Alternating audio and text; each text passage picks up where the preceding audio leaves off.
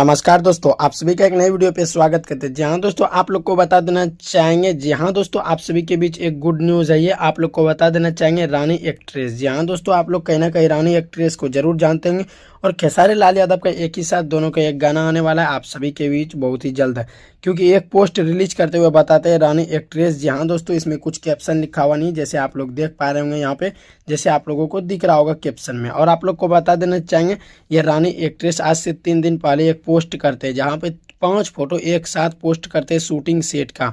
आप लोग को बता देना चाहेंगे ये गाना मुझे लग रहा है कोई होली का सॉन्ग होने वाला है, लेकिन अभी तक तो ये कोई भी खुलासा नहीं किया गया। आप देखते हैं ये सॉन्ग होली का रहता है ये कोई भी और चीज़ का सॉन्ग रहता है, लेकिन ये शूटिंग सेट का वीडियो है। जैसे आप लोग ये फोटो देख सकते हैं, तस्वीर शेयर करते हैं, लेकिन कैप्शन में कुछ भी लिखा हुआ नहीं।